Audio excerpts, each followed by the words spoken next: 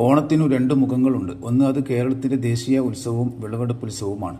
രണ്ട്, അത് ഹൈന്ദവ സംസ്കാരത്തിൻ്റെ ഭാഗമായ ഉത്സവവുമാണ്. ഒന്നാമത്തെ മുഖം പരിഗണിച്ചാണ് കേരളത്തിൽ പൊതുവെ അത് ആഘോഷിക്കപ്പെടുന്നത്.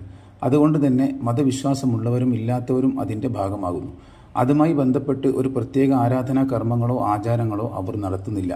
എന്നാൽ ഓണം ഹൈന്ദവ സംസ്കാരത്തിൻ്റെ ഭാഗമായി കാണുന്ന ഹൈന്ദവ സുഹൃത്തുക്കൾ ആ രൂപത്തിൽ അതിനെ കാണുകയും ചില പ്രത്യേക ആചാരാനുഷ്ഠാനങ്ങൾ അതുമായി ബന്ധപ്പെട്ട് നടത്തുകയും ചെയ്യുന്നു. ആദ്യ രൂപത്തിലാകുമ്പോൾ പലവിധ ആഘോഷങ്ങളിൽ ഒരു ആഘോഷമായി അതിനെ കാണേണ്ടതുള്ളൂ. മുസ്ലിംകളെ സംബന്ധിച്ചിടത്തോളം കർമ്മങ്ങളെ അവയുടെ ഉദ്ദേശമനുസരിച്ചാണല്ലോ വിലയിരുത്തപ്പെടുന്നത്. ഈസാ നബിയെ ഒരു വിഭാഗം ദൈവമായി കാണുന്നു എന്നത് പ്രവാചകൻ എന്ന നിലയിൽ അദ്ദേഹത്തെ ആദരിക്കുന്നതിൽ നിന്ന് അവരെ തടയുന്നില്ലല്ലോ. ഇതോടൊപ്പം നാം അറിഞ്ഞിരിക്കേണ്ട പ്രധാനപ്പെട്ട കാര്യം, ആഘോഷം ഏതായാലും അതുമായി ബന്ധപ്പെട്ട് നാം നടത്തുന്ന പ്രവർത്തനങ്ങൾ ഇസ്ലാമികമായി വിലക്കുള്ളതാണെങ്കിൽ അവയുമായി ബന്ധപ്പെടുന്നത് കുറ്റകരവും ശിക്ഷാർഹവുമായിരിക്കും.